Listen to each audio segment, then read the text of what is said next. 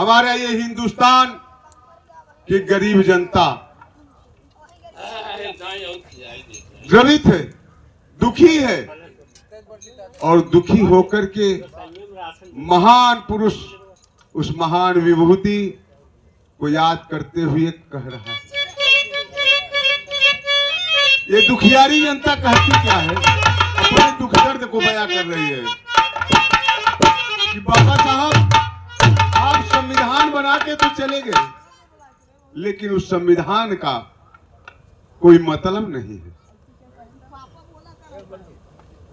कहते हैं, कैसे बताते हैं? अरे आजाद तुम्हारी नागारी बाबा साहब, आजाद तुम्हारी नागारी, आजाद तुम्हारी नागारी, कैसन बाबा भी हो आजाद तुम्हारी नागारी, कैसन बाबा भी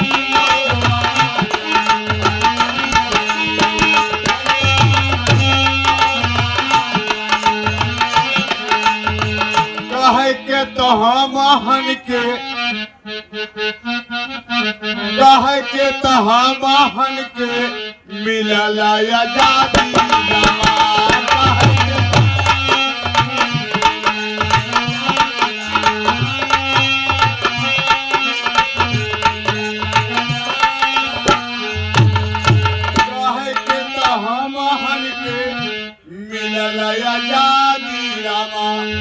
लेकिन सारा सुखावा भो गए अमीर जाती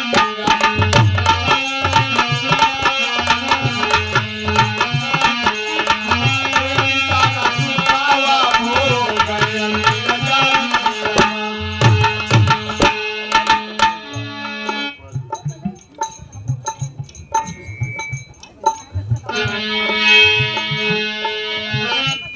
कहे के तहा महान के मिलल आजादी रामा, लेकिन सारा सुखावा भो गए अमीर जाती रामा।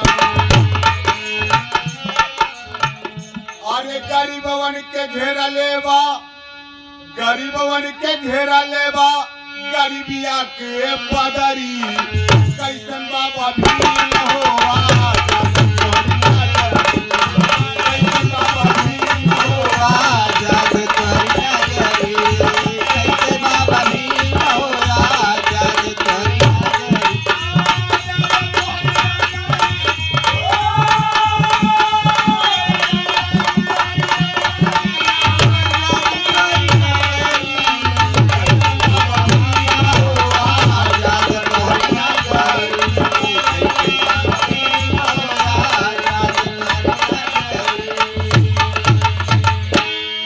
विभाग भ्रष्ट है। वो चाहे जो भी विभाग हो, चाहे जहां भी गरीब इंसान जाए उसकी सुनवाई कहीं नहीं होती, चाहे वो तहसील हो, चाहे वो थाना हो, चाहे वो कोर्ट कचहरी हो, गरीबों की सुनवाई कहीं नहीं है। एक गरीब इंसान अगर चला जाए तो उसकी कोई सुनवाई नहीं होती बाबूजी। इसलिए कहना पड़ा कि गरीबवन का घेरा लेवा, गरीबवन का घेरा लेवा, गरीबिया के पदरी, कैसन बाबा भी हो कैसे बाबा भी हो आजाद तुम्हारी, कैसे बाबा भी हो आजाद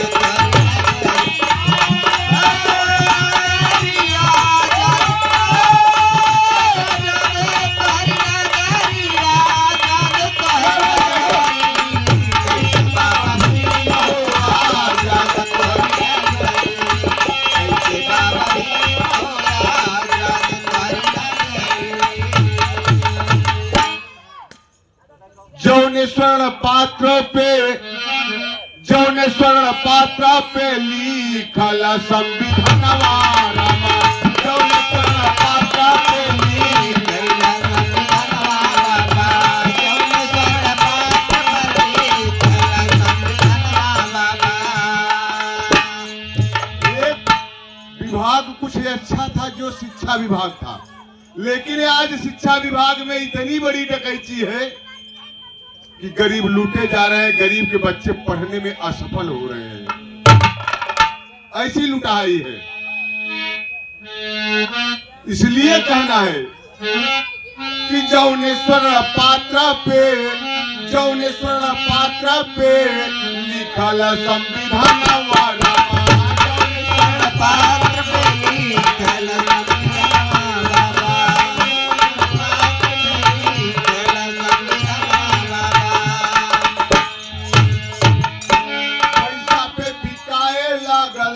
पैसा पे बिकाए लागल तोहरो कानूनवा रवा, पैसा पे बिकाए लागल तोहरा कानूनवा बाबा, पैसा पे बिकाए लागल तोहरा कानूनवा बाबा।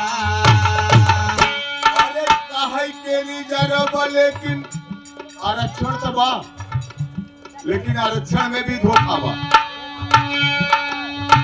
काहे के रिजर्व, लेकिन मिलत नहीं नौकरी, काहे के रिजर्व, लेकिन मिलत नहीं नौकरी।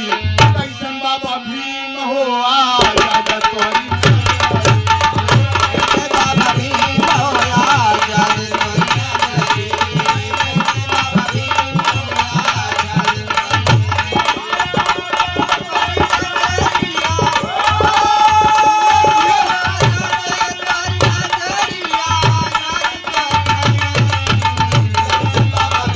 हो आजाद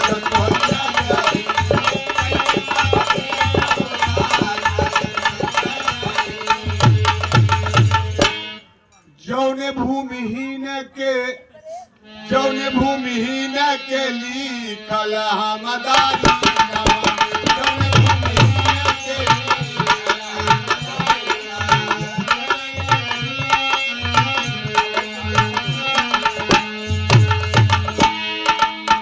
जौने भूमिहीन के जौने भूमिहीन के लिखल हमदारी नामा,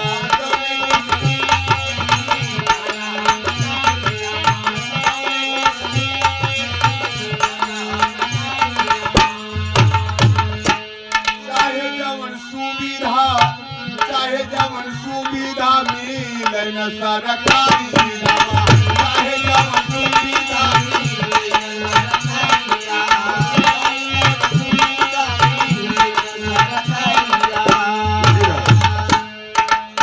जो भी सरकारी सुविधाएं गरीबों के लिए दी जा रही हैं, वो आज किसी को मिल रही नहीं। मिले टेकावा बढ़के के जेका ना चाहिए। गांव के एक प्रधान होता है, जेका पता बा गांव में के गरीब बा के अमीर बा, लेकिन गांव के प्रधानवा जो बा वो बड़के के देखत है। वो अमीरन के गरीब बनाई देते, वो गरीबन के अमीर बनाई देते। ये हाल बा। कोटेदार के यहाँ कोटा पे चला जा, गरीबवन के गल्ला नहीं मिली, बड़कवन के पहले से एक बोरा लाई जा, घरे पहुंचत बा। ये हाल बा बाबा साहेब। इसलिए कहना बा कि जौने भूमिहीन के लिखल हमदारी नामा,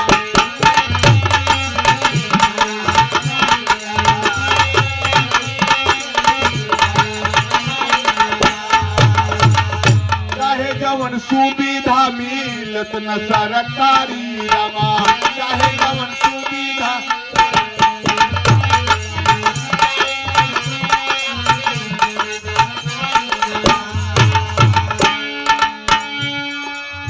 गरीबवन के घेरले बा गरीबिया के बदरी, गरीबवन के घेरले बा गरीबिया के बदरी।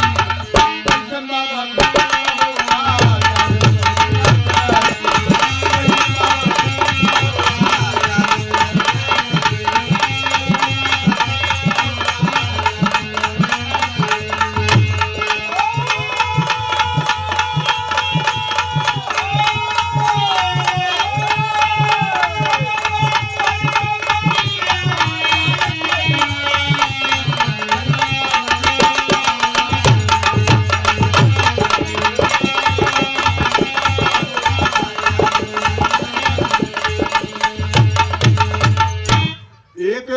बड़ी गड़बड़ी और बाबा साहेब कि हम सब कुल कमाई और कमाई के देई तब तक अछूत नहीं है, और जब कमाई के उनके घर में पहुंच जाते तब हम अछूत रही,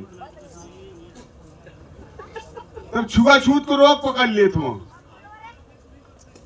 इसलिए कहना बा कि हम सब कमाई माजा, हम सब कमाई माजा गए रउरा मैरवा।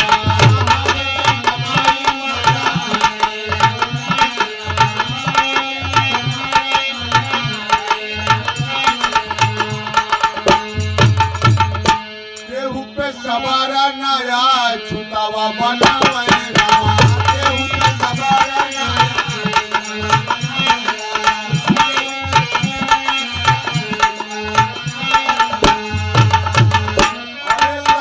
उठाई का बताई बड़ी